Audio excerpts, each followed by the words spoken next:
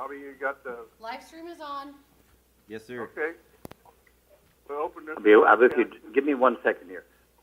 Oh, John's got to go talk to the landscape. time's up. That kind of brick front porch? Okay, we'll see, please. Thank you. Okay. All right, excuse me. Well, it is a couple minutes after 11 on the, what, today, the 16th of July.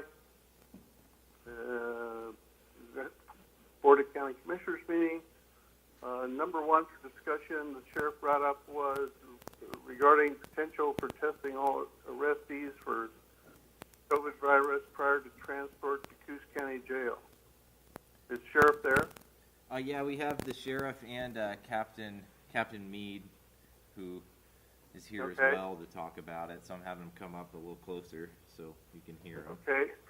If they would, And Paul Frazier is here as well.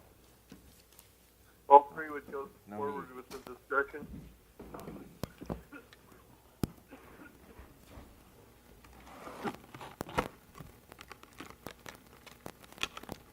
All right, Darius, you want to start out here with sort of what you found maybe from other counties? Okay, so we polled some other counties, and it looks like some are doing testing for everybody. Some are only doing testing for new arrests.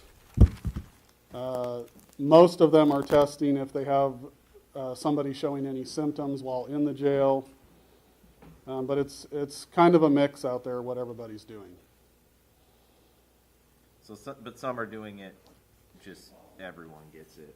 Yes, Lane County, Lincoln County, they're testing everybody. And I guess what is their procedure for doing So that? Lane County, they are doing the test in-house with their medical people, and then they're taking it, apparently in Willamette has a delivery drive-up tent where they drop the tests off. So they do the test at the jail, then their staff takes the test and drops it off.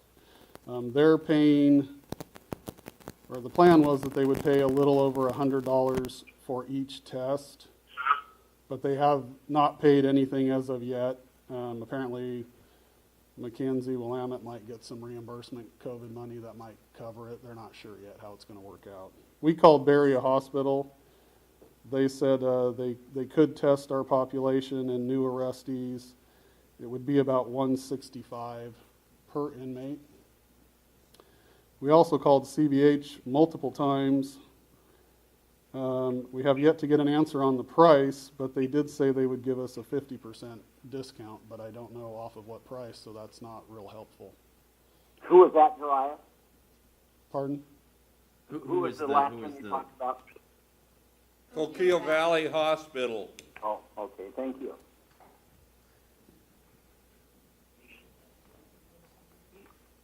So physically, how would this work? A prisoner would come into jail, you'd isolate them and test them? Yeah, Hold them so until the test- yeah, so for right now, we would pretty much just have to take them to Coquille Valley Hospital and have them administer the test. We only have one person qualified to administer the test, and that's our main health administrator, Kathy Weaver, and she's out. I know, but then would they come back to the jail and be isolated? Yeah, well, we are isolating all new intakes right now for 14 Okay. days. So all new intakes get isolated, they get proposed, get tested, and once they are cleared, then they go into general pop, huh? That's correct. Okay. Yeah. So I guess as far as feasibility of doing this, what do we need? Do we need an agreement with Coquille Valley Hospital? Do we need to know where the funding is coming from? Those are the real issues. Obviously, the thing can be done. Our concern is twofold. One is having the agreement in place to get it done, and the second is what happens if all of a sudden the price goes up or is extraordinary, or we get an awful lot of cases. As you know, our budget is extremely limited as it is. And we certainly don't want a liability of spreading C-19 throughout the prisoners. Oh, absolutely. Yeah, that would make the cost of this probably pale in comparison, Minimal. but And then the second step is if the test comes back positive, what does the county want, how do we want to handle that? We've already had an issue, as the board is aware of, on a situation like that where due to a warrant, a subject was brought back and that individual case has been temporarily taken care of with the help of the health department. But is that something we would do in every case, or how would we handle that? Because that's becomes a touchy situation. yeah, my thought would be if there's, and I think there is a reason, right, Darius, that we would prefer someone to be on, if possible, some kind of pretrial release if they were positive, as opposed to being in the facility, because if we were able to put them in a, say a hotel, that would be preferable to in our jail facility because of just being able to ensure that their air circulation issues and things like that. Right, our biggest problem is we have one block that has its own air handler, pushes the air into that block and sucks the air back out to the outside. All the rest of the housing units and blocks in the jail just circulate the air all over the jail. So we only really have one true area to quarantine people. Wow. I guess when the jail was designed, nobody thought about this kind of thing. Right, most facilities have what they call a negative air cell or positive pressure cell where you can put people and the air is not shared. This is Paul Frazier. There's another concern that we're gonna have to deal with too if we get a worst case scenario. And that is, we're gonna have to look at the crime the person is accused of. Now, the situation that we had earlier this week involved a lady with a minimal criminal history, but also accused of being involved in a under the influence crash that resulted in the death of a child. Technically speaking, given her record and the nature of the charges, that is something I'm not comfortable with her being out, but given the circumstances, we did what we could. But what if we get somebody that's positive that's charged with, say, rape in the first degree, forcible compulsion rape, or murder? We get another murder case. Even if they test positive, I'm not sure we could put them back out in the community. I think we'd be looking at other issues.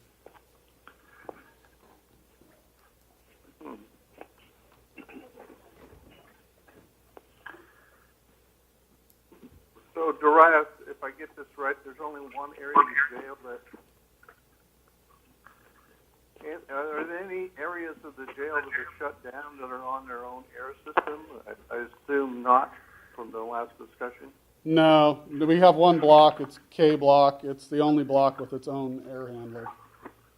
And it's currently occupied? Yeah, we have so anybody that's come in recently within the last 14 days stays in there. They have to wear a mask anytime they're out of their cell until they go 14 days with no symptoms. But that's ones that we only are taking precautions on, not ones that actually have C-19. Correct. Yeah. And we're putting those folks that are positive in a hotel, or then I assume if we got one that's serious, like Paul Frazier described, we'd have to have a guard on the room or whatever. Well, I think what Paul is discussing is you wouldn't be you'd be pressed to be able to move them to a hotel or something. You would be creating an extraordinary hazard. So where would we put them then? Well, we don't have a plan, and that would take away our ability to quarantine other inmates coming in. Right. Basically, what they did Monday was move out the people that they were quarantining, and this lady that was positive, they put in there by herself. So if we did the testing at the hospital, we get the results back in a couple days versus, or a day or two versus, however long? I'm being told it's 3 to 4 days for the test results. They did mine at McKinsey Willamette. They had the test back within 2 days at McKinsey Willamette when I did my surgery. It might depend on which tests they have. I know there's at least 3 different types, so I'm not sure what type they have at Bay Area, but we were told like 3 to 4 days. I had the one with the Q-tip up the nostril to the back of your whatever. And it only was a day or two, and they had the results back. So one question I have is, what is the cost of making a cell or two, in some fashion, redoing the air circulation for a couple cells so they could be true isolation cells that aren't sharing air with other cells? I would have to Well- talk to Randy. I know it's expensive. We looked at it just a little bit at the start of this, and it was fairly spendy. And so the unfortunate part is that this funding that's coming down from the state with regards to reimbursement for COVID expenses is they're doing it in a reimbursement as opposed to if they would just give us our chunk of money, we'd have a lot more flexibility and trust in the fact that we could be reimbursed for these expenses. Because I would suspect that if we were to carry out that activity and things in the state will keep doing it the way they're doing it now, we'll be able to get reimbursed for that. The only problem is I don't know that I would I can tell you 100%. Don't want to bank on it. Yeah, so that's the problem with the reimbursement model as I understand it, is that I'm not seeing a whole lot of commitment from the state as far as we guarantee all the remaining funds are going to be distributed for everything. It's sort of every quarter they say, let us know and we'll get you what we get you. So it puts us in a tough position. My suspicion would be that this is the sort of thing that would be on, as far as any reimbursements we might be eligible for, this would be something that we should, in my opinion, would be willing to prioritize as far as if we're getting a reimbursement, it should be for, if we're doing some kind of improvement project, that would be, one of the more critical things we could be reimbursed for, as opposed to, a worker who spends time responding, but they were budgeted for, to some degree unready. So, just throwing that out there, but. So, is about the juvenile pod in the jail on its own air system, or is it all included with the rest? The juveniles all used for evidence now. It's not set up for housing people. I got that, but is it on its own system? I do not believe it is, no. Oh, crap. Okay.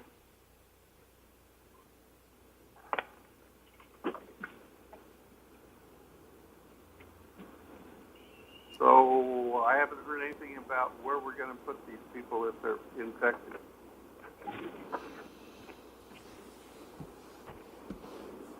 Yeah, and I think that we don't have an answer to that as far as if they have, if they've committed crimes that rise to the level of it being even more problematic to have them placed in a quarantine facility that's in the community, as Paul said, you have someone who's, Yeah. accused of murder or things along those lines, you're going to be hard pressed to say they're going to be out in a place in the community.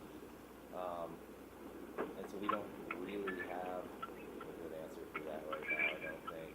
But I think that as far as the testing goes, that we can clear up, I would hope, because we can get that in place.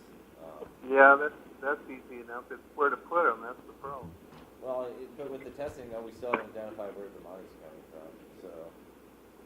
And would we test our population or just new people? We have about 25 in custody right now. And I had to move the 2 that were in the quarantine block to a different block they weren't done with their quarantine time, and one of them came from EOCI, where they had active COVID. He hasn't shown any symptoms yet, but he hasn't hit the 14-day mark either. But I couldn't have anybody in there when that female came in that definitely had COVID. Oh my.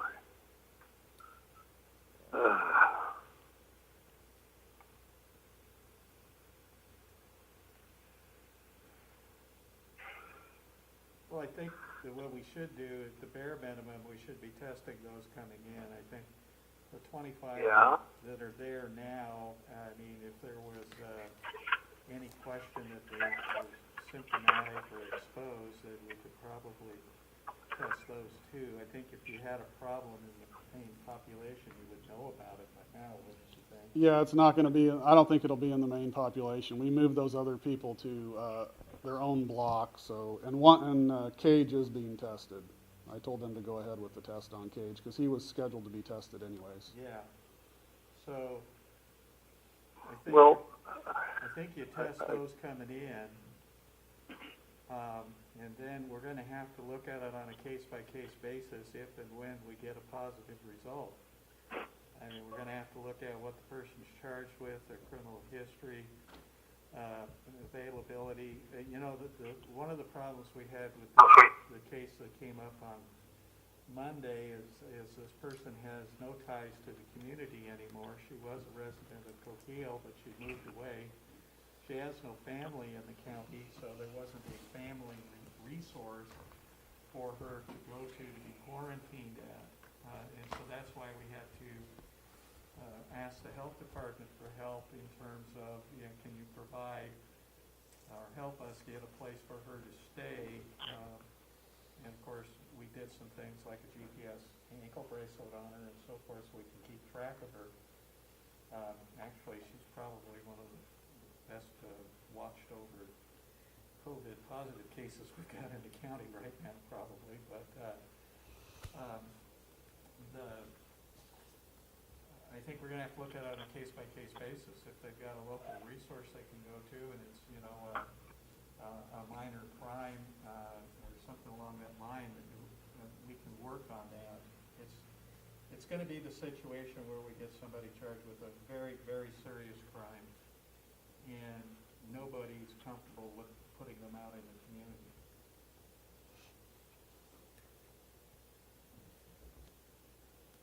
so can we, I guess on the empty pods, we have somebody we cannot let out, and we investigate redoing the air return system so that it purifies the air somehow with electrostatic, with some kind of disinfectant, something. Talk to Pacific Air, just coming to mind, down the street there from the jail, about maybe installing something like that.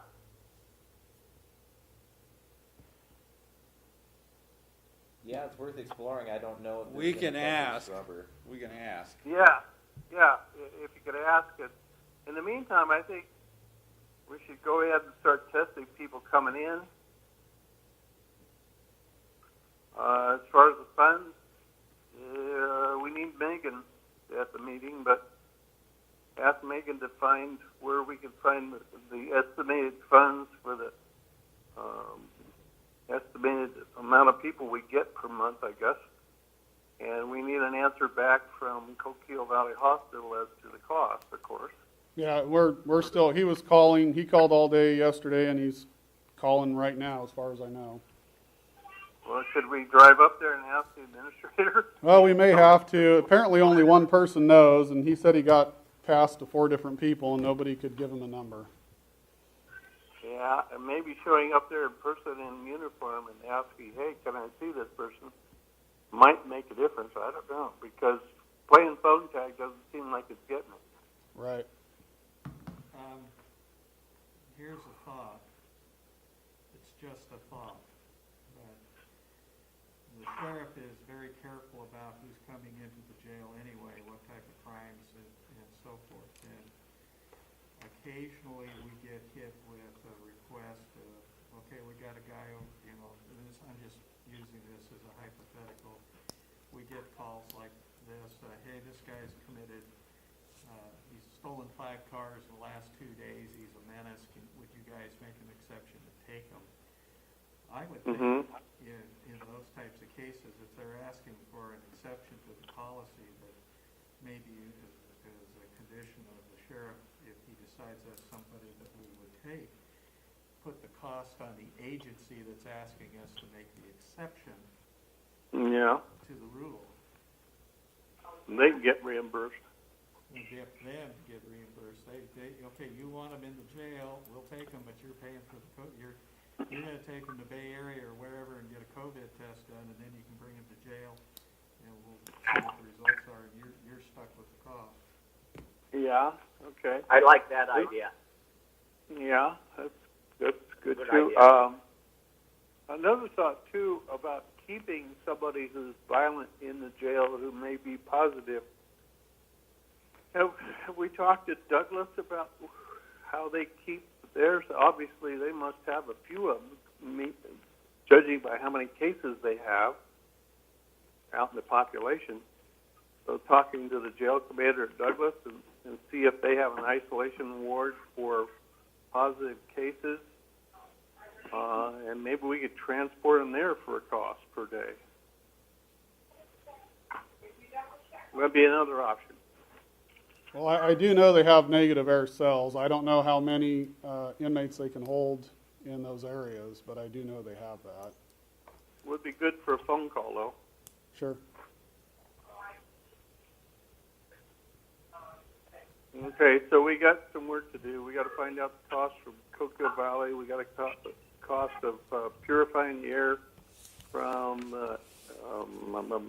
air handler people, and find out from Douglas County, I guess. Then once we find that out, have another quick meeting about what to do. Sounds fair.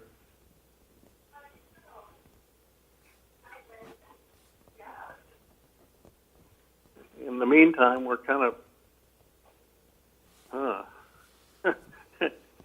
we're taking our chances, I guess. It's not very comfortable, but we don't really have a good working option at the moment. Yeah, and it's where we've been, so where we are at right now is where we've been, but obviously there's a increasing number of cases, for whatever reason, maybe more testing or otherwise, and so. Right. Well, just a little fly in the ointment, we also need to remember that we cannot force a prisoner to take the test, they have to consent to it. So, there's that little wrinkle too, so. Right, so we can set it up where everyone will have access to the testing, but then it's an open question as to how many people will say, I don't want you sticking that thing up my nose, or however they carry out the test. Well, I would think that, and I'm sure the word's out that, that at least among some of the criminal types, that, hey, if I've got COVID, I'm not going to jail, so I would think the people would want it to be tested, but you never know. Maybe we could advertise some accommodations that, maybe in quarantine would be offered to them. Or just forget that comment, it was a joke. But, Yeah, forget that one. yeah. Okay, so I think we have a plan of attack here, which is figure out exactly what Coquille Valley's gonna charge, figure out exactly where the money's coming from, and get it rolling. So, and if we need an agreement with Coquille Valley, we'll get one in place. I mean, we might not even need a written agreement to start it up, because as long as they agree to do it and are charging us a specific rate, then it is what it is. But I guess when we're talking to Coquille Valley, just another thought, do they have an isolation room also that could be used where we guard it for people who are a risk if they get back out in the community? for a price, perhaps. Much higher price. Yeah, I know, but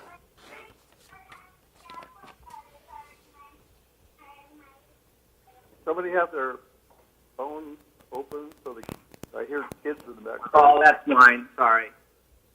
There. Ah, John. John's grandkids are participating. Thank you. Okay, moving on to item number 2, considering hiring temporary employee at Coos Health and Wellness to temporarily fill the role of public health emergency preparedness program manager because the other person's out on medical. So that would be it for who from CHW wants to take this?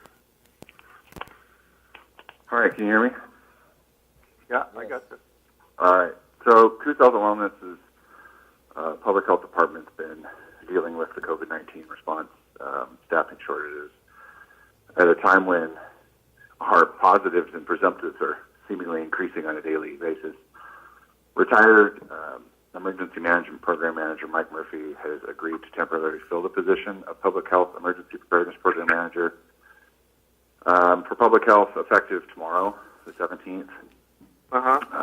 He'd be hired as extra help at a rate of $30 an hour plus health insurance benefits. The reason we have to bring it to you is because he's currently a PERS retiree, and PERS retiree policy approved by the board April 7th, and under CJ 2020-26 or 0269, and the clerk's office says we need your approval. So there's been a temporary employment contract drafted.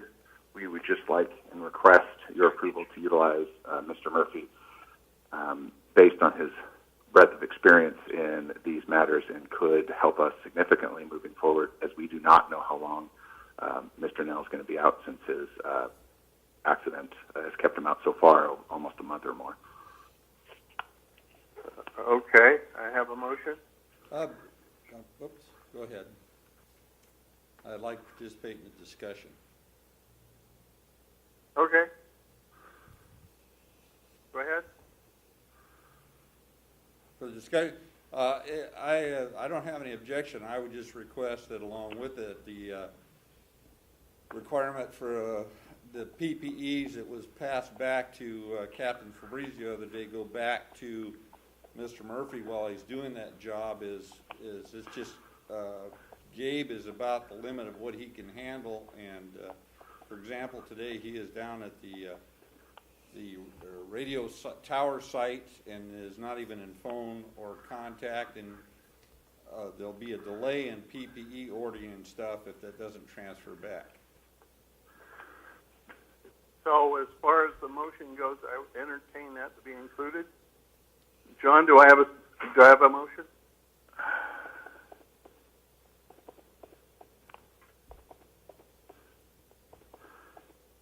John, if you're speaking, we can't hear you. Can you hear me now? Yes. John must have been on mute. Okay. Okay, you can still hear me? We Yes, sir. can now. Yeah. I move that we rehire Mike Murphy. Is it temporary? Correct. Yep. The contract would be for 1 month with extensions out if necessary, because frankly, we don't know when Mr. Nell will be back. And in fact, there's no specific even commitment to a number of hours. It's just as needed. Okay. And with his knowledge, we may be able to utilize him in other places based on our lack of backup capacity for most of our positions. I mean, I know that, as the sheriff said, Captain Fabrizio is pretty maxed, and we can definitely appreciate that because we were also pretty maxed on everything that we're doing. So we're hoping that we can utilize more people to fill in as backups. It doesn't necessarily increase our capacity for things, but we'd at least be able to give people some much-needed mental health breaks. Could And someone you would- venture a motion that I can say so moved to?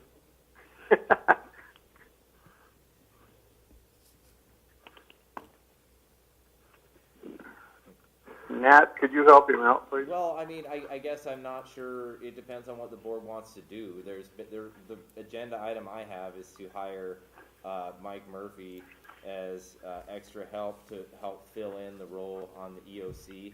I don't know anything about the issue with the PPE, So Oh, if the and- board wants to and- include that in it, and that's something that we have the authority to say where that goes, then that can be included if that's what the board would like, so. Yeah, I I would like move to that we hire transfer. Mike Murphy on a temporary basis to assist public health during the coronavirus phenomenon and take the responsibilities that Captain Gabe currently has and add that to back to public health's responsibilities. Specifically with regard to PPE. Okay. Add that. Mhm. A second. Any discussion about this whole thing? I would say that I don't know that the availability of dispersal of PPE will improve any more based on the addition of him, because I can't really say as to what we will or will not be able to restructure. We weren't able to keep up with it necessarily to begin with. So with Philip, so we need him. We'll take what we can get at this point, but it doesn't necessarily mean improvement on that end of the deal. Okay, may surprise you, but okay. So is there any chance that those responsibilities can be fulfilled by whoever's available, whether that's for Captain Fabrizio or somebody over there if it's necessary? I think it's a discussion that can definitely be had, and it's really going to, from our standpoint, it's going to depend on how many people we can get in the door to start helping filling these positions that are overwhelmed. If we get enough people, then yes, we could probably continue to do that. But again, I think it's a much larger conversation that we can have. Okay, any other discussion? All in favor? Just a minute. The Okay. motion is fairly specific that that Captain Fabrizio would turn over his responsibilities back to public health. But then Correct. the conversation after that kind of tells me that that's not the intention. Well, as far as I remember, the motion going is that the PPE would remain or go back to public health while Mr. Murphy is there. Being that he would now be the program manager for Public Health Emergency Preparedness Program. That was the motion, but that was not the discussion. Yeah, I know, but the motion is more specific than the discussion. So The discussion has nothing to do with the motion. So John, I think the question is based on that discussion, do we want to continue with that motion or modify it? So the motion on the table is for those two items to occur. It sounds to me like maybe we need to have a discussion at some point with specific regard to the PPE. I don't know whether that's true or not because I don't know anything about it. Okay. All right. Let's let the motion stand, and then we can have that discussion if need be to make things Later clear. on. All right. All in favor of the motion? Aye. Okay. Moving on, do we have any other items to be brought before the Board of Commissioners at this time? I don't have anything. John? Were we able to work out something with Scott to help public health? We are currently working on that. I am calling Scott again this afternoon, and we're working on a temporary job description to get him in the door. So we are moving in the right direction with Scott. Okay, good. So there's some additional help coming up there. Right. I'm unaware of what discussion about Scott is. Can you inform me? Eric, go ahead. There is an individual that works for the road department that has emergency management experience that would be willing to come over and work with us during this pandemic. We would bring him on as extra help as well to help, along with Mike Murphy, to move pieces around, just giving us extra support in our, like I said, our much needed areas. So I don't He has California Department of Emergency Management background and has done some logistics section chiefing, so we think we could fit him in to be like a Team B person for one of our section chiefs. So this person would temporarily be reassigned to health and wellness from the road, or as He's leaving roads. outside of the road. Huh? Yeah, and Yeah. I think some of this hasn't been fully, Developed. it hasn't been fully developed or cleared up. So I mean, I think Okay. some of it would be at this point would be kind of speculation if we got too far All into right. it. So So it's nothing that's happening right away at the moment. Okay. All right. Anything else that somebody wants to bring up that's there? I have nothing. I do for Eric a little bit. Many months ago now, I suggested that maybe the nursing students, nursing program could help out Coos Health and Wellness, or the volunteers at the area hospital might be able to help out somehow. Has that ever been investigated as to what they might do or how they might help? We've been in the recent weeks knocking around all sorts of places to ask and knock on doors for contact tracers. Those I don't think have been hit yet because we've been trying to access different streams of staffing for that. But it's definitely something that we'll be reaching out to because, as we've all seen, our numbers are going up at a pretty decent pace, and we're going to need shifts, I think, of contact tracers if this rate continues. So we have not yet explicitly reached out to them, but we do have everybody's on the table at this point. I do know that I don't remember what her name is, but the instructor for the nursing program at the SWAC specifically offered help to Coos Health and Wellness in whatever way they could. Perfect. I'd have to look back through my emails, but I don't think I eliminated it. But it wouldn't take much, probably just call SWAC, find out who the nursing instructor is. Yeah, no, I can find that out. Review the Sure. contact, yeah, because they offer. Mhm. Perfect. Yeah. Okay, anything else to be brought before the board this time? Hearing none, we are adjourned. Thank you. Thank you all. thank you.